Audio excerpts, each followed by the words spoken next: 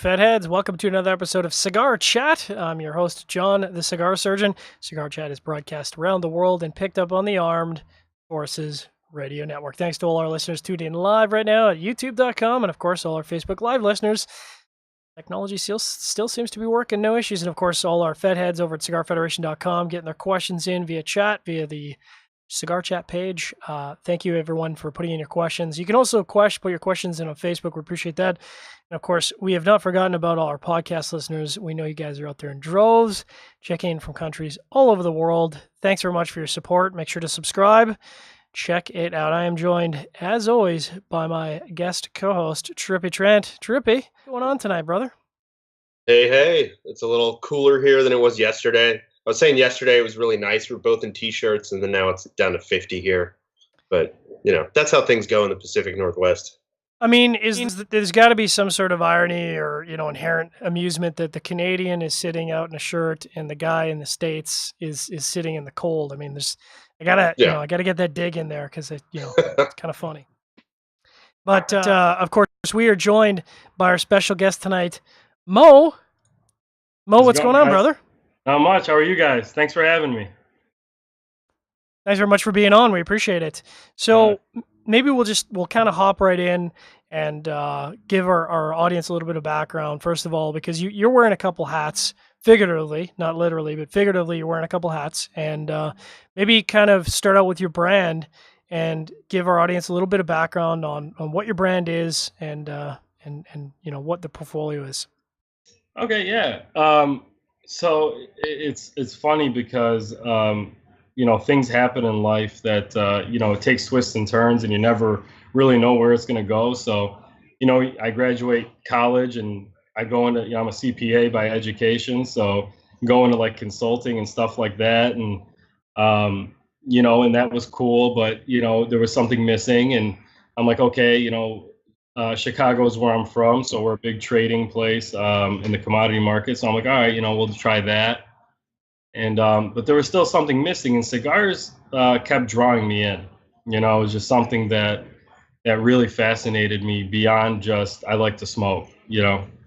So I started this process about 2 years ago, and it takes sorry, a little bit of noise in the background. But it's taken some time to get going, and so sorry about that. And so it took some time, and here we are, and it's humbling, man. I can't even tell you, like, it's you look back on things and you're like, okay, so how did it lead to this?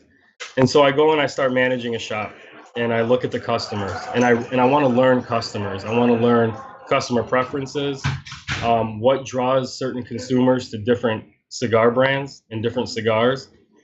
And to me, that gave me the knowledge base that helped create these blends, that helped create this brand, if that makes sense. So ultimately, what I want Patina to be is a brand that guys look at as being high quality and doesn't break their bank account. Because let's face it, the majority of cigar smokers have a budget, and every dollar they spend is something they've worked for. And you always want to maximize your consumer's money. And I really feel like when people smoke these cigars, they're going to feel like their money's maximized. And it's a unique smoking experience. Well, it's funny that you say you've got a CPA background, because it seems like the categories for everyone in the industry, it seems like the minimum requirement for being in the industry is that you're a CPA, you're a lawyer, or you're a musician. And if you're not one of those three categories, it seems like or your last name is Lopez Sanchez, or you're born into a family. Right. There's no way that you can break into the cigar industry. There's just no way. It's funny because so funny story about so the whole Mombacho thing, how that happened was, so Claudio and Cam are like, man, we don't really make cigars for people. It's just not what we do. And so I was kind of like, whatever. And then, and Cam's one of the owners of Mombacho, and he says, and you guys have met Cam, I believe. You betcha. And Cam's like, well, what's your background, man? Like, what do you, And as soon as I told him, like I always wondered when my CPA would come in handy because I'm like, man, I'm not really sure if I like this stuff. So when I told Cam I was a CPA, he's like, oh, really? So you understand business? Like, yeah. I mean, so that kind of like that was the one time that helped me, Other times you tell people, oh, you must be boring. So Well, I think, like, again, because there is such a diverse background in the cigar industry, I don't think to throw any brands under the bus, but a lot of people get into the industry and don't have any kind of business background. They have a passion for cigars. And I think, from my perspective, I've got a lot of business background. I think, boy, that's got to be a really tough path to change because, to me, learning business is something you can do with school, but, the pathway that you've taken with learning the customer service perspective. I mean, that's something that you kind of have to grind that out. Like, it's just not something that you can read a textbook on. You have to live it. You have to experience it. absolutely. Dude, I'll be honest with you. I took a significant pay cut to work retail, Mm-hmm. leaving my job. And you and me both, brother. You and me both. Right. So, and that's how important it was for me to learn this stuff before I dove in. And I think that it helps not only myself, but building the Mombacho brand as well. And it's, somebody asked me, hey, what do you think is a pathway if somebody wants to either own a store or become a rep or something like that? And to me, it all starts in retail and working in the shops and understanding people, because ultimately this is a people business. Absolutely. And you got to be able to relate to people, and people got to be able to relate to you, man. It's that simple. So yeah, I think I've been asked the question a few times in, we've been doing IPCPR coverage. I've had a couple manufacturers kind of wax poetic with me, and I do believe that cigars, it's not a product. It isn't a commodity. It is very much a lifestyle. It's a culture. And I think if you approach it from just a perspective of, X product at X dollars or Y dollars, you're not going to do well in the industry. At least you're not going to have a huge following in the industry because you're not going to resonate with your customer base at all. dude, I mean, yeah, absolutely. If you go into this purely for money, you're in the wrong business. Go learn something else, or go do something else. This is about passion. And I hope every time somebody smokes a Patina or even a Mombacho, they feel the passion that we put into our cigars, And so, that retail experience, so we're going to go on to answer your question. Mombacho said, hey, we're going to do this. Well, why don't you take our brand on the road with you, and see what happens. And so I'm like, so let me get this straight. You want me to sell both brands? Yeah, okay, I'll do it. And so to be able to work with Claudio in learning from him is truly an honor. To me, the lineage that he comes from Davidoff and all that, and being able to share that knowledge with me, and man, it's humbling. It really is. I don't really know how else to put it, to be honest with you. I'm just very lucky.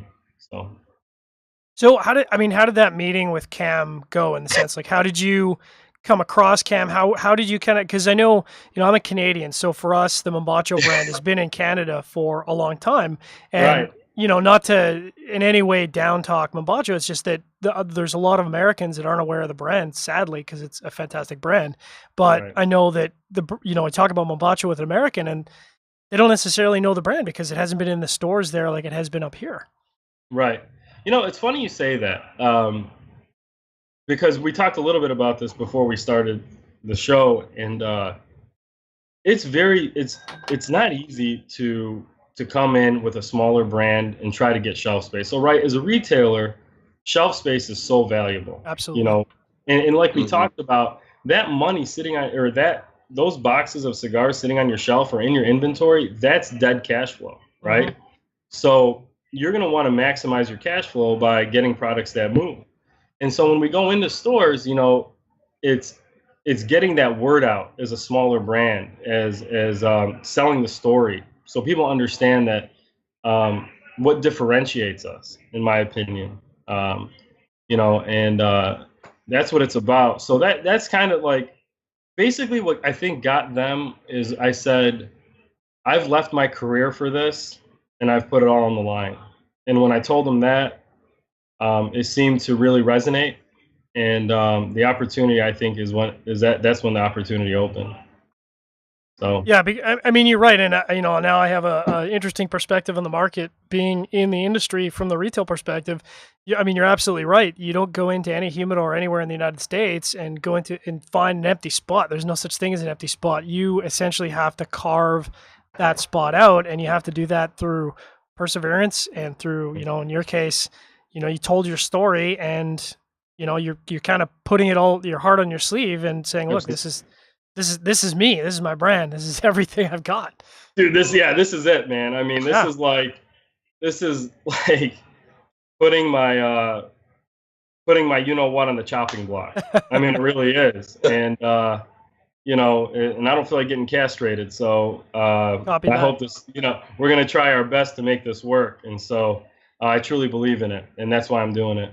And I believe in the team we have assembled and the people who broker our brands, and I believe the consumers are going to enjoy smoking the cigars.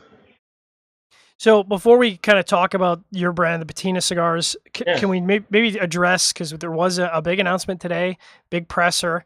I don't think it's an elephant in the room, but I think it's an interesting timing. So maybe we can talk about that, because it's so prescient about the show right now. About which one? Just talk about the announcement. Talk about the details. Oh, okay, yeah. So it's funny. You guys actually had our distributor on last week, which was Andrew. Yep. And I'll give you a good story about Andrew. And if anybody was ever looking for a distributor, import, or whatever, that guy is top notch. It's unbelievable.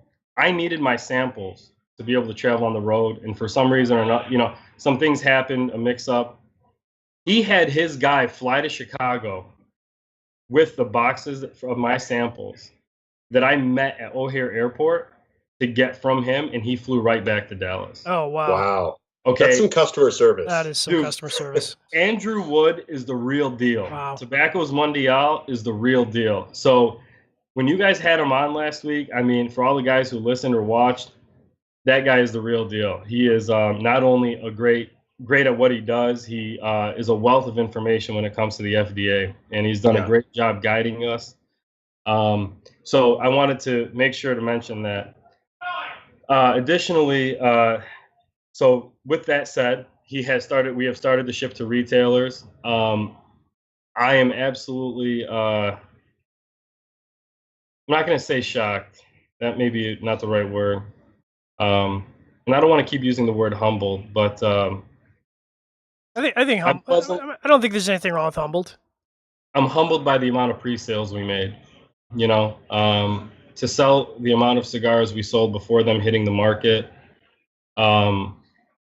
was pretty unbelievable. And we had people buying them that didn't even try them, to be honest with you. So those shipped out to retailers yesterday, today. So hopefully they'll be hitting those stores within the next couple days. Nice. So, yeah. I mean, you talk about Andrew's experience with flying the cigars to O'Hare Airport. I mean, that's a perfect example of a guy who he doesn't see problems; he just sees solutions. And it sounds a little cliche, but I think especially in the cigar market, which is, again, we're talking about a pretty saturated market. If you want to make yourself stand out in a market, you need to be that guy that's finding solutions and not looking at problems. Because who else would have gotten on a plane with cigars and flown out? Like I don't know really anybody off the top of my head that would do that. No, and I mean that's a testament to him and his team. They do some great stuff, man, and that's not the first time he's done that. Where we needed something and he delivered. So he's top notch, man. We're lucky. Nice. Just want to remind our audience, you are tuned into Cigar Chat, broadcast live, picked up in the Armed Forces Radio Network, and of course CigarFederation.com, which is where our show is housed. You can tune in to CigarFederation.com, or you can go to our other channels at YouTube.com and of course Facebook Live. We can get your questions in for Mo. Please do so. We love questions, especially audience questions. Please stay tuned for a message from our sponsor. Sharing Our Pairings is brought to you by Gurkha Cigars. Gurkha Cigars, makers of the world's finest cigars. Try the 93 rated Heritage featuring a Rosado Ecuadorian Habano wrapper, Nicaraguan binder, and Dominican, Pennsylvanian, and Nicaraguan fillers. Blended by Gurkha's blending team at American Caribbean Cigars, it is hand-rolled Nicaraguan, available in 35-count boxes. Talk to your local B&M about the Heritage today, or talk to them about other fine Gurkha cigars. Whatever your taste preferences, Gurkha has a cigar that's right for you.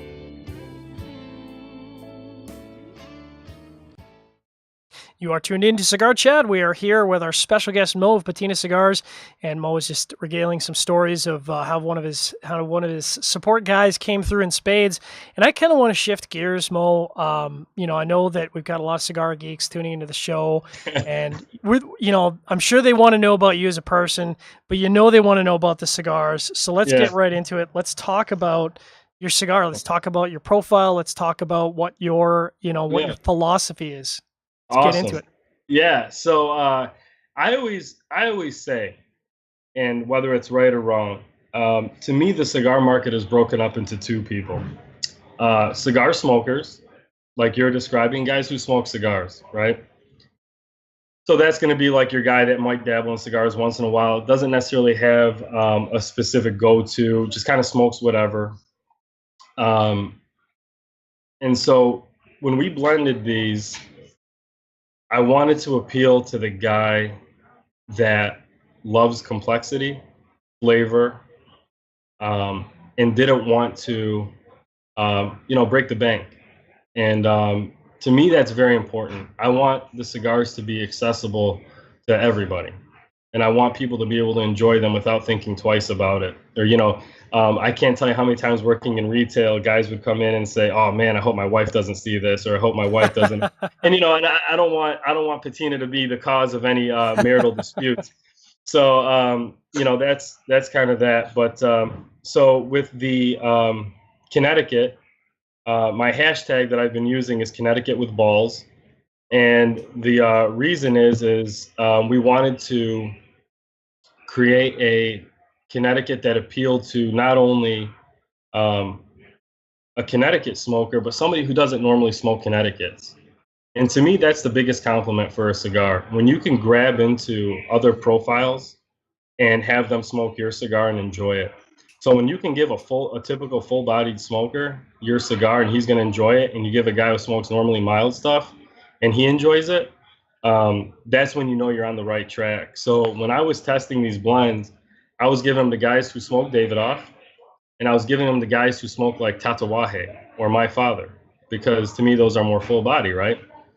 So so we started with an Ecuadorian Connecticut on the Connecticut, and then we used fillers from Nicaragua. Estella. Just let that ring. Esteli and Jalapa, and also from Pennsylvania. So it was kind of nice to be able to use some U.S. tobacco, and that was important too, because that's where we're from, right? So, or at least where I'm from. True to your roots, yep. Yeah, it was cool to be able to use some American tobacco. So, and then for the Habano, I didn't want an Habano that knocked you on your butt. I wanted something that was going to give you some power, but also some complexity and full flavor. So I wanted to achieve, I think sometimes people will confuse strength and flavor, right? Absolutely. They'll say, "Oh, I like strong cigars." Well, I think what most guys mean is they like full flavored cigars. So we were trying to achieve that full flavor without an overwhelming amount of strength, and being able to appeal to those guys through full flavor. And so that's what I think the profile is. It's a complex cigar. So that's similar tobaccos. We use different ratios, and then that's an Ecuadorian Habano that's over it. No, I just wanted to interject for a quick second and say Ecuadorian Habano is currently my favorite wrapper. So you kind of already have me won over when you say Ecuadorian Habano wrapper. I mean, that's already going to get in my rotation just from that. Yeah. So it's not Lil Wayne? I have a question. What got you interested in having your cigar made by Bombacho when they're a company that everybody knows they don't make house blends or anything. They don't make cigars for anybody but themselves. Yeah. So what made you go ask that question? You just hit it on the head. Just that it was exclusive and you love their cigars? Absolutely. And Claudio. I mean, of course. Dude, you got a guy that learned blending in cigars from Henke Kellner. That's like learning martial arts from Bruce Lee. Pretty much, yeah. I mean, seriously, Let's be real here, right? And so, okay, I get to work with Claudio, and they don't make cigars for anybody else. You got to take that shot, right? Yeah. There was when I was growing up, Michael Jordan had a commercial. It was like, I've missed X number of shots in my life, and I've made whatever. And he's like, that's why I succeed. You're going to miss all the shots you don't take. And so, man, just being like a former trader, I was like, screw it, I'm going for it, and if I lose, I lose. If I win big, because these guys are awesome. So, yeah. Nice. Yeah. So back to the profile. So we've got Connecticut, we've got Ecuador and Habano. Mm-hmm. Talk about the Ecuador and Habano. I'm all ears. What do you got? What do you got? What do you got for a filler? I mean, can you romance it up? Can you sex it up a little bit? Same fillers, Esteli, Jalapa, in Pennsylvania, different ratios. So I think one of the things it was important to me that each Vitola smoked differently. And what I mean by that is there was different points you wanted to accentuate with each size, right? Makes sense. So you're going to find like the Corona Gorda is going to be a little bit stronger, whereas the Toro will be a little bit smoother, complex. The double Toro is probably your smoothest one, and then the Robusto is your kind of middle ground between the Toro and the Corona Gorda. So flavor without the strength of a Corona Gorda, but a little bit more probably full flavor than the Toro. Okay. And so the people that have smoked it, I'm not a big flavor guy, because I think to me that's such a subjective thing of what you pick up from a cigar. But the notes that I've heard a lot are, a cocoa, and like a citrus, like a fruity flavor to it. So it's kind of interesting in that sense that to me, that cigar has what I call a depth of flavor. So you're going to get your initial flavor, and then you're going to get like this undertone on it. And then especially on the retrohale, for guys who retrohale their cigars, you're going to really unlock that complexity in that cigar. Nice. All right. So is that, and not to sort of downplay the portfolio, but I just want to make sure that's what we're launching with initially, the portfolio. We've got Connecticut, we've got Habano. Correct. And a broadleaf coming out. Coming out. Ooh. Yes. Yeah. Is that's I assume something we're looking forward to at the IPCPR, is that correct? That's a good question. Claudio and I have talked about that quite a bit.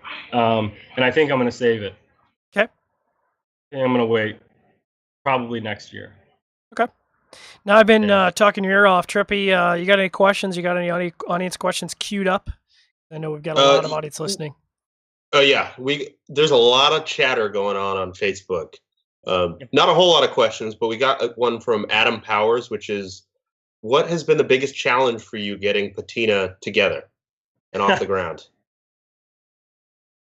So, former of Casa de Puro, Adam is a young guy who's getting into cigars, and watching or being witness to his journey has been an absolute pleasure.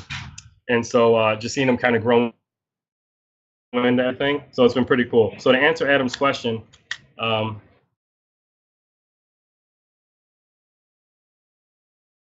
hardest thing is patience, no doubt about it.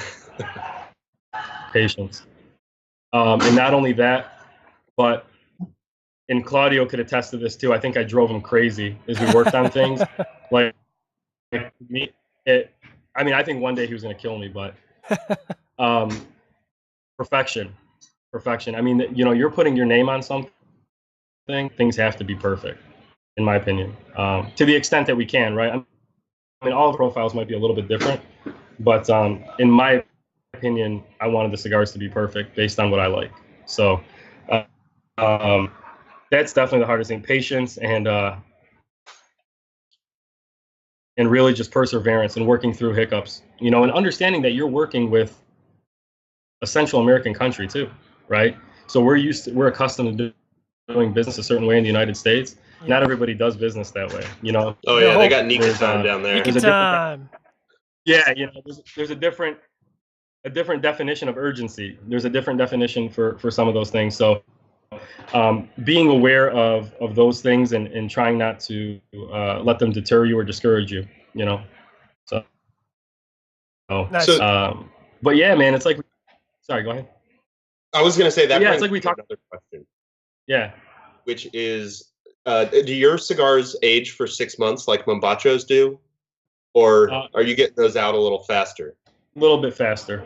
Okay. A little bit faster. Yeah, I mean, it's funny to hear you talk about perfection, and I can definitely see, because Claudio, if I was going to come out with a word to describe Claudio, there's no question that perfectionist is that word, because if you've been through the process, you've watched the cigar making process at the factory, you've seen all the little things that he focuses on. I mean, like crazy little things. And He I'm not going loses to give sleep away. on every detail. Yeah, dude, it's crazy. It's like a car factory in there. It's like the Ferrari factory. Yeah, that's you know what? That's probably that's a great analogy. It is like the Ferrari factory. I mean, it really is. It really is. Crazy. The problem is when you get two perfectionists together, you know, it can get a little heated. Oh man, he's the best, man, and he always pushes me to be better. So that's all you could ask for from somebody you look up to, you know. Yeah. But yeah, man, it's kind of like what we talked about a little bit earlier, is just being a smaller brand and trying to get your footprint in something as vast as the cigar industry. I mean, every time you step in a humidor, you see all the cigars that are available, right? And so not being intimidated by that's important too, in my opinion, is believing in yourself and believing in your brand that you could get that shelf space. That's important. So. Absolutely. Trippy, we got time for another question here before our second break. Any follow-ups on Facebook there? Yes, we've got a question from Steve Christopher on Facebook. Are they available online or B&M only? Will they be, rather? They'll be available. I mean, for the shops that have online stores, CDM.com, which is Casa de Monte Cristo Chicago, will have them online. I don't know if any of the other retailers will. But other than that, yeah, there'll be B&Ms. Okay. How many shops are they shipping to right now? We ask all the hard questions here in Cigar Chat, yeah. So get ready. I think 8 or 9. Okay. Yeah, I think so. I've got some good questions queued up for you regarding Chicago, so I'm going to get to those. But first, I'm going to take a quick break here. Remind our audience they are tuned into Cigar Chat, broadcast live around the world. I am your host, John the Cigar Surgeon, joined by my co-host, Trippy Trent. We're here with Mo of Patina Cigars. We're talking cigars, talking Mombacho, talking everything. Thanks to all our Armed Forces Radio Network listeners out there. You guys are built to do things we are not built to do, and we appreciate you out there protecting our freedoms wherever you're stationed in the world. Thanks to all our podcast listeners. This segment is brought to you by Cigar Oasis. They are the market leaders and innovators in electronic humidification. If your cigars aren't protected by a Cigar Oasis product, are they really protected? Make sure you set it and forget it today. Find out more about Cigar Oasis products at cigaroasis.com. Check it out. I know I use Cigar Oasis. And Trippy, I think you use Cigar Oasis too, don't you, brother? I sure do. I got a Magna. I've actually got a Magna and a Plus. The Plus I don't have a humidor for right now. I like that Magna with those water beads. You know, that's kind of my jam. Digging those water beads. Yeah, it makes it just so easy. You just dump water in there every couple weeks, and as soon as the beads go down in size, you immediately know you need to add water. It's kind of a piece of cake. Yeah, they make it easy. So Mo, yes, sir. Talking about Chicago. Because I've been to Chicago once. Okay. Fantastic, beautiful city, great food. We could talk food for an hour, but we're not here to talk about food. That's unfortunate. Maybe in the after dark. How important was it for you to sort of represent the cigar lifestyle and culture of Chicago within your brand? Like is that a consideration for you when you're going into this? Man, 100%. Absolutely. Representing my city is very important to me. Being a good representative of my city is very important to me.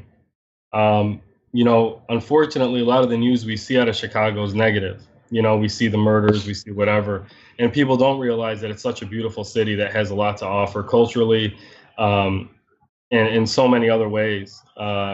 So, and that's not to take away from some of the other guys that are based out of Chicago. I have nothing but great respect for them, and their cigars are fantastic. But certainly, I want to put Chicago on the map when it comes to cigars, no doubt about it. I mean, out of all the places I've been, Chicago really has a pretty rich cigar culture, Right. For a big city in the U.S. There are a lot of just gorgeous cigar shops there. Mm-hmm.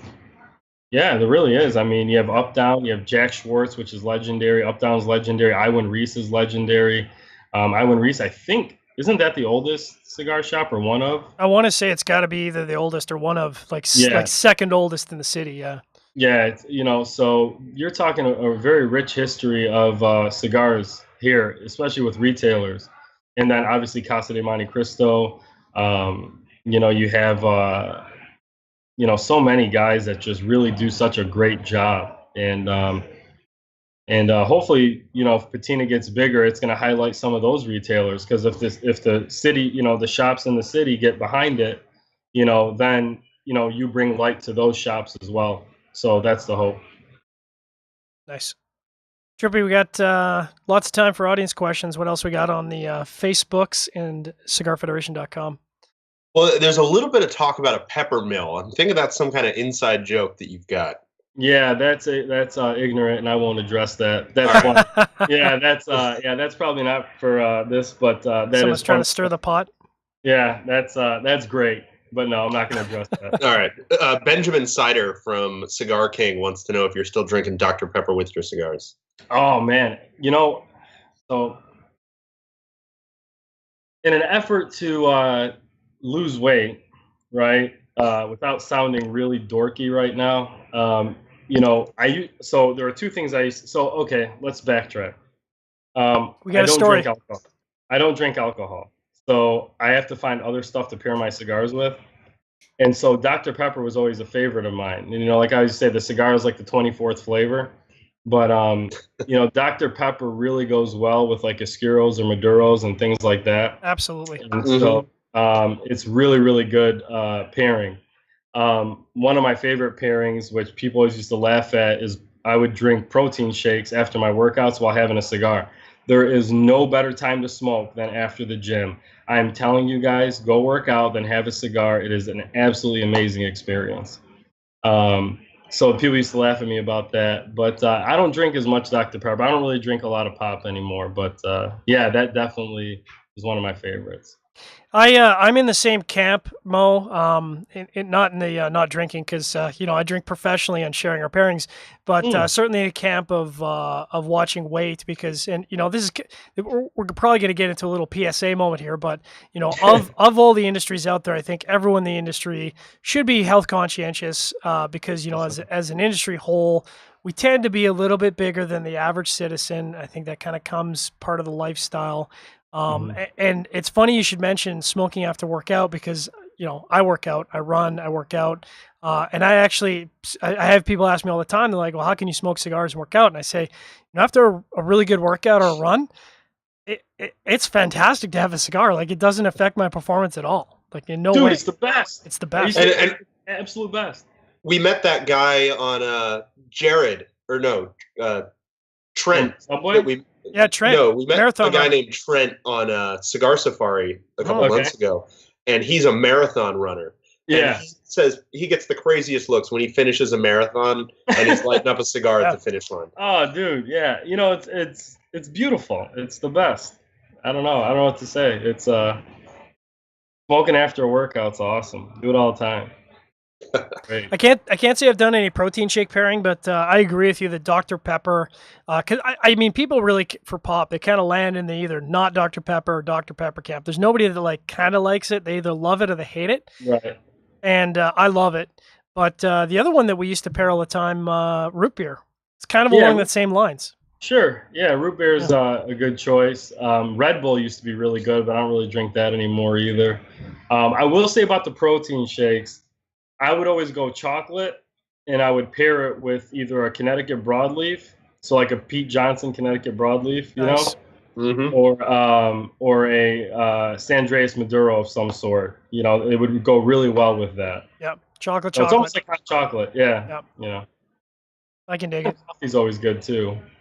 Yeah, we talk about on our pairing show, not to get sidetracked, but we talk on our pairing show all the time. The coffee's almost like cheating at this point because, coffee and cigars just, I mean, there's no really better pairing. Yeah. As is Dr. Pepper or root beer, really. Yeah. Right. They're all cheating.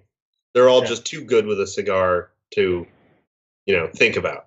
You're absolutely right, man. I couldn't agree with you more. So before we get into some more audience questions, Mo, I kind of want to look forward because we were talking in the green room before the show started about IPCPR coming up. We're always excited for the IPCPR, even though it's a lot of work for us and it's a lot of work for all the manufacturers and retailers that attended. So is this going to be your first IPCPR as a manufacturer? Correct. Yeah. Last year I went as a retailer, but this year will be the first one on the other side of the table. So. Totally different experience then. Yeah, it's going to be interesting, man. Yeah. And you said you were sharing, you got shared accommodations this time, this first show, correct? Yeah, so Patina Mombacho will be in the same booth. Yep. Nice. Very excited about that. And hopefully people come see us. We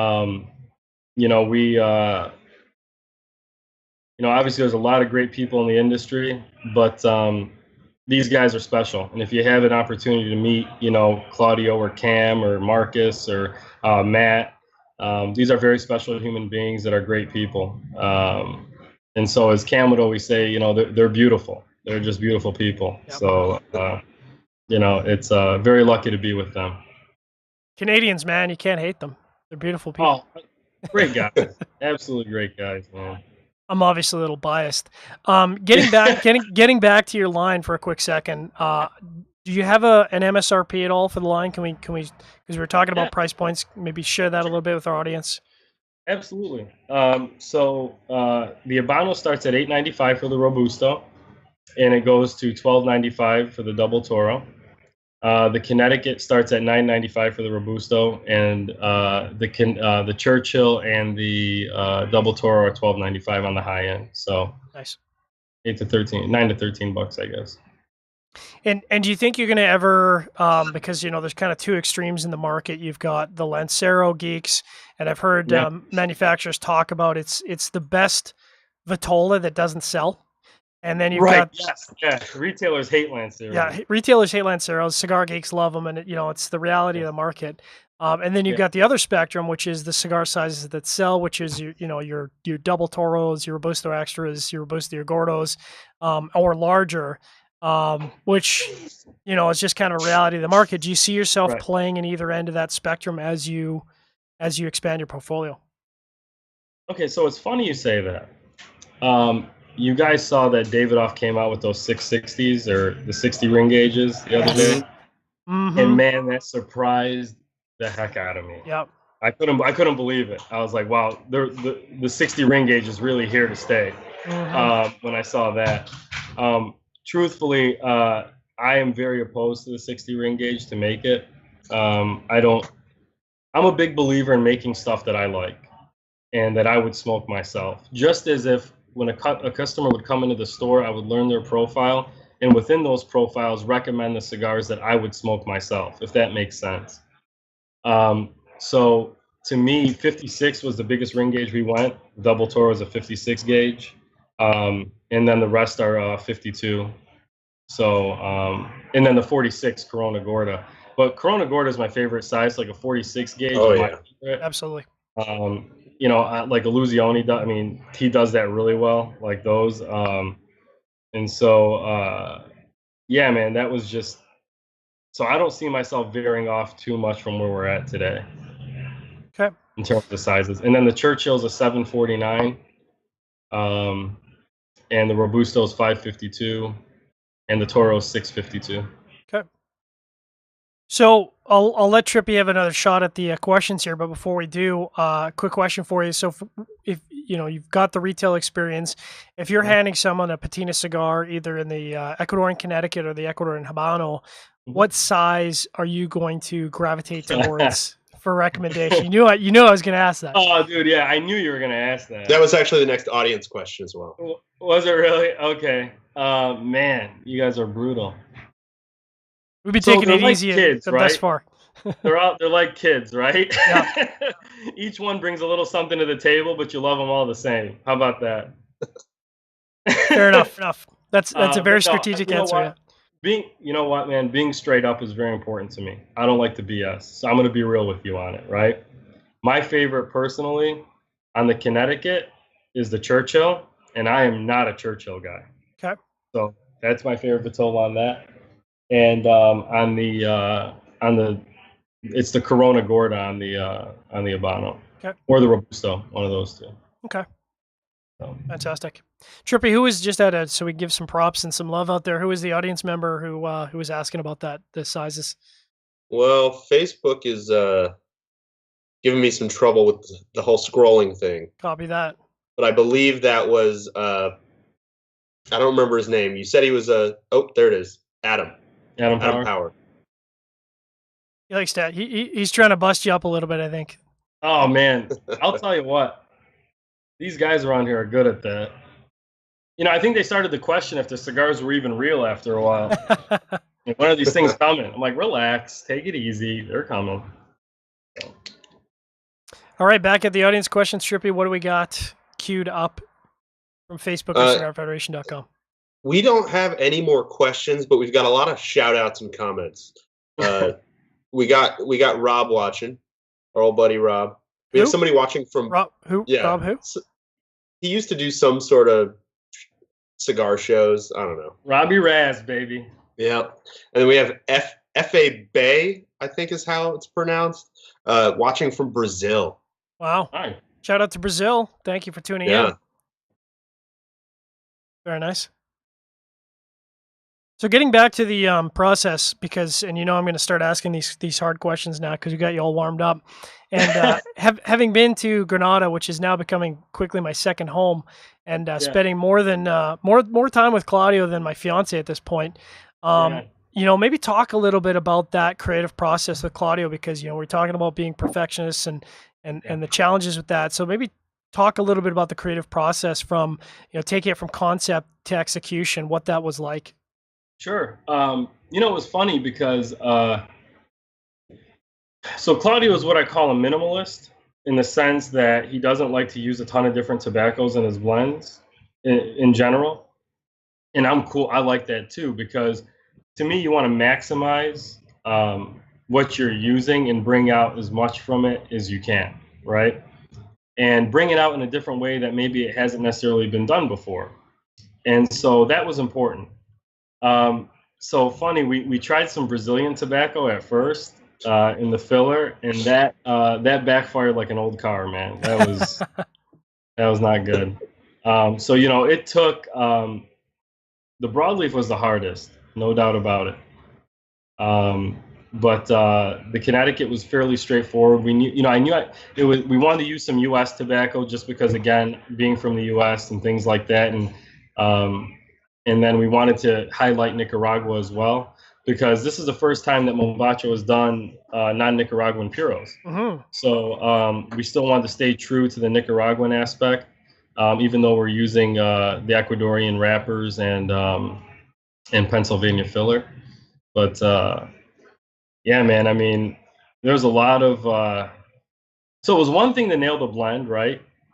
Like in one size, and then trying to do that for 3 other sizes. Yeah. So that took even more work, really, than the initial blend itself, was getting it right in the other sizes. So we based everything off the Toro size. Okay. Well, we're going to talk, because Trippy and I have some inside knowledge about the Connecticut from our recent trip to Nicaragua. We're going to talk about that in just a second. But I do want to take a moment and remind our audience that you are tuned into CigarChat broadcast live around the world and picked up on the Armed Forces Radio Network. We are broadcast live on YouTube, broadcast live on Facebook, and of course, all our podcast listeners out there in droves. Thanks for listening wherever you are in the world and subscribing to the podcast. We appreciate the love, appreciate all the questions and the feedback.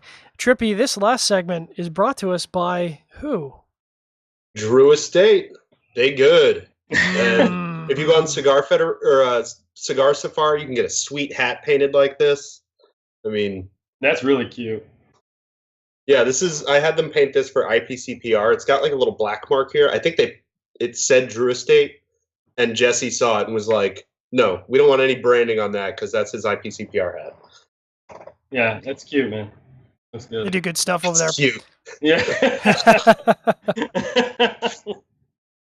So, we can share some inside knowledge now. It wasn't a professional review, but Trippy and I were down in Granada, and we can neither confirm nor deny, but it's quite possible that we did smoke the Patina Connecticut.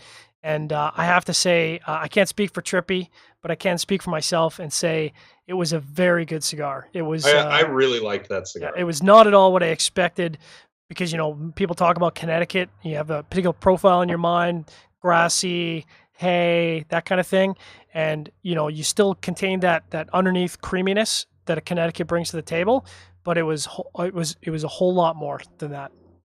Yeah, thanks guys, I appreciate it. I'm glad you enjoyed them. That really means a lot to me, and your opinions.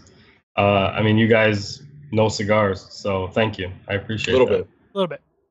And Claudio didn't even tell us what it was. No, he just gave it says smoke to us this. and was like, smoke it, and we started smoking it, and probably halfway through, he's like, all right, what's the wrapper on that? I was like, well, it's Connecticut. And then he said, this is the new Patina Connecticut that's coming out. That's awesome. Yeah, I did that. I did identify it as Ecuadorian Connecticut because I think, to me, an Ecuadorian Connecticut wrapper, Ecuadorian wrappers actually in general smoke way different than Connecticut. Not it's not a good thing, bad thing. It's just they have a very distinct profile. And I'm kind of, like I said, I'm already huge in the Ecuadorian Habano, and Ecuadorian Connecticut shade, no brainer at all. Yeah, it's yeah, man. I'm glad you guys enjoyed it. That's awesome. That's funny that I can imagine him doing that too. So. Yeah, that's great. And of course, Claudio, he's not going to tell you squat. He's just going to say, smoke this cigar, tell me what you think. That's it. Yeah, no and then information, that little laugh like that, yeah, that's awesome. Trippy, what do we got going on for audience questions, comments, feedback, shout-outs? Breton Long would like to know how the characteristics of the U.S. tobacco is different. I would specify and say, how is the Pennsylvania that you're using in the patinas different from, say, Nicaraguan tobacco? What made you choose that? The Pennsylvania Ligero really is what gives the power to the Connecticut. That I think distinguishes the Patina Connecticut from other ones. So it gives it that. It's like a lot of guys use Pennsylvania wrappers, but to use it in the filler was just something different we wanted to try. We were like, okay, it's U.S. You're not going to really. To me, using a Connecticut is tough in the filler. I don't know, but the Pennsylvania just made sense, and it was like, why not try it? And I guess that is kind of like what I like about Claudio is there's no such thing as no, that doesn't work, right? Yep. It's let's try it. So we're like, yeah, let's give it a shot, and it ended up working. It just gave it that distinct, like if you have a Nicaraguan Puro, like when you smoke, for example, the Liga Maestro, that's Nicaraguan. Yeah. But when you smoke the Patina, you're gonna be like, okay, there's Nicaraguan in here, but there's something else. And I think that's what we kind of wanted to do, and that's I think what it gives it is that for the guys like you that could pick it up. You're going to pick up something a little bit different. You're going to know it's not 100% Nicaraguan. Because ultimately, you want to give guys something different. Because, like we talked about, there's a bunch of stuff on those shelves, right? And so you want to be able to give guys something a little bit different. Yeah, I can't speak for can't speak for Trippy, but I can say that one of the things I always appreciate is, if you can get the sense of a factory from a blend, like you can get a sense of this comes from Mombacho, but it isn't like anything, it's not a copycat. It's not a facsimile of anything else that Mombacho makes. This is a product that is outside of their portfolio. I always appreciate that. Definitely, man. And look, I love Mombacho cigars, obviously. I better, right? But we definitely wanted to create Patina its own identity, and that was important. And so that more than anything, really, it wasn't really necessarily about the character. Obviously, it giving something different than a Nicaraguan filler, right? The Pennsylvania. But more than anything, bringing something different to the table that Mombacho hadn't done, and that's what Patina is about, man. Just being different, giving us a little bit more market reach to different areas maybe that we couldn't touch before. So that brings me to another audience question from Mike Corrali, which is: are there any new profiles that we can expect from Patina, like a particular tobacco that you would like to work with? That's a good question. And Claudio's crazy. He'll try anything. I know, dude. Well, It's funny because we were talking about that. And we're like, you want to try this, you want to try that. So let's go back to Mo retail. I was always a big I love Illusione. Absolutely love those cigars. I love Davidoff. I like Tatuaje. Tatuaje is great stuff. So, a lot of the inspiration, came from Mombacho, Tatuaje, Davidoff, Illusione, right? And so, two things that I really like. I love Tatuaje Ecuadorian Sumatras, and I think they do a great job on that. And I really like Illusione Corojos, and so maybe one of those two in the future. Just trying to Snag an Orsa Corojo. Yeah. So we'll see. Tough tobaccos, man. That'd be a lot of fun. Oh, dude. I mean, it's like if there's, I don't know, why not, right? Like we talked about, you miss 100% of the shots you don't take. Exactly. So. Yeah. I mean, so go ahead. Sorry. No, I was gonna say. I mean, we already missed terribly on using the Brazilian stuff. So I mean, if we miss on this, you just go back to the drawing table. So fair enough. The drawing board, I should say. So Mo, looking forward to the IPCPR, which really is right around the corner. What are some of the things you're kind of focused on or looking forward to at this year's show? And just meeting as many people as I could. I carry such great respect for the guys that have been doing this.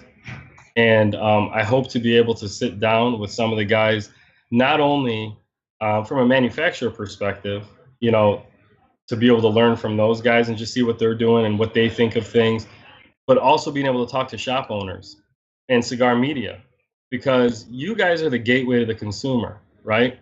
And your reach is extremely important. Understanding what you guys are seeing and what you're hearing when you guys have your blog or what you're seeing on your website or whatever, and then talking to retailers and seeing, hey, what's moving? What are guys buying? What are the trends they're seeing? Because a lot of us tend to get tunnel vision sometimes, right? Our immediate reality, we project over everything else that becomes like ultimate reality, and not doing that is very important because each market is so different. The market in Texas is different than the market in Chicago, which is different than the market in California, which is different than the market in Florida. So being able to talk to people from all over the country and understand what they're seeing, I think that's what I'm really looking forward to. Nice. Trippy, we got time for a couple more audience questions or questions if you've got queued them up. Drop them on us. John Moropoulos on Facebook wants to know, why is Mo looking so good? Man, he likes it because I'm a Sox fan and he's a Sox fan, so he just likes the hat. Oh, it's a hat? Okay. Oh, yeah. Yeah, definitely. Man, allow me to take a minute here, if I may. and just say that I was very blessed to manage the store I managed at Casa de Puro, which is in Forest Park, Illinois. I'm getting kind of choked up, so excuse me. The best guys ever. I was very, very lucky, and I miss those guys. And I know a lot of those questions are coming from those guys. So thank you for all the support. I miss you guys. Nice. So we'll be there soon. Now, I mean, I got to imagine, Mo, that coming from the retail end of the spectrum, that's got to arm you with a lot of that sort of culture and language that when you're at an IPCPR, you can switch gears from manufacturer mode into retail mode and talk shop, so to speak. Mm-hmm. Dude, John, that you hit it on the head, man. When you're able to talk shelf space, when you're able to talk ordering patterns, when you're able to talk all these things with retailers, there's all of a sudden a comfort and an ability to relate. And to me, there's no way I could maximize my potential for success if I didn't have that experience.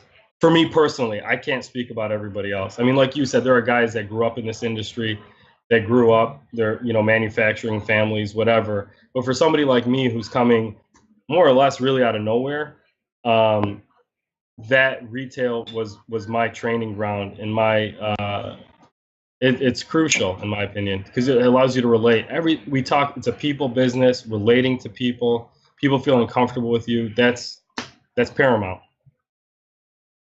2 rapid fire questions. The first of, do you see yourself butting heads with Robbie Rass, given that you're a Sox fan and he is the ultimate Giants fan? Do you see any future tension there at all? World Series, which for both teams is not likely to happen anytime soon, I think we should be okay. Okay. I'll be rooting for that Giants White Sox World Series just to see what happens at Mombacho. Yeah. Unfortunately, I root for the wrong side of town. So if I was a Cubs fan, I'd be a lot more excited right now. So yeah, but it's where I grew up, man. So nice. And on social media, Mo, where can people find you? Where can they find more information about Patina Cigars? Where would they go to find that information? Sure. So we're going to have the website up soon. So that'll be patinacigars.com. It's not fully functional yet. I'm Patina Cigars on Instagram. And I'm Mo Sultan on Facebook, which stems from the Sultans of Smoke, which was the blog that I co-started with my buddy Drew. Nice. All right, so everybody go out there and follow Patina Cigars. Follow Mo on Facebook. Hit him up. Tag him on all the Patina Cigars that you're smoking as you smoke them. Just blast him till he regrets not having a personal page on Facebook. Oh man, yeah. I want to thank you guys again for having me. I want to thank all the guys that really stood behind me and believed in me and supported me. It's there's just a lot of dudes that were like, man, go get it, so I don't forget about those guys, and I want them to know that I appreciate them. So well, we really appreciate you being on Cigar Chat, Mo. We're obviously looking forward to not only spending some time with you at the IPCPR, smoking your cigars, but getting a chance to have a one-on-one, some video time to get a video up on CigarFederation.com, talk a little bit more about the brand while we're down there. And of course, I'd be remiss to not mention the Mombacho party, which is always epic. It lasts 12 months after the fact. So we're pretty excited for that too. No, man, I'm excited. I can't wait to see you guys out there, man. It's going to be fun. Thanks very much, brother. So all of our live listeners, go ahead. No, thank you. Appreciate it. So all of our live listeners who are tuned in, make sure to tune in just 1 hour's time for the Primetime Live show with Will Cooper. He's got a special guest on tonight, which is going to be worth the price of admission. You don't want to miss that one. That's at 8 p.m. Eastern Standard. Cigar Chat is friends of all the other podcasts that are out on the market, so make sure to tune in, subscribe. Thanks very much for tuning in. We'll be back next week. We'll have a Sharing Our Pairing. We'll have a Cigar Chat. You can check that out on our events page at CigarFederation.com. All those shows are posted up. Make sure to subscribe, like, get your comments in, get your questions in for the shows. Thanks again to all our Armed Forces Radio Network listeners out there. We do know you guys are out there in droves. Wherever you're stationed in the world, thank you for protecting our freedoms. I hope you guys have a safe weekend. Maybe get a chance to smoke a cigar, and in the future, smoke a Patina cigar. Thanks, and have a fantastic weekend. Thanks again, Mo. Thank you.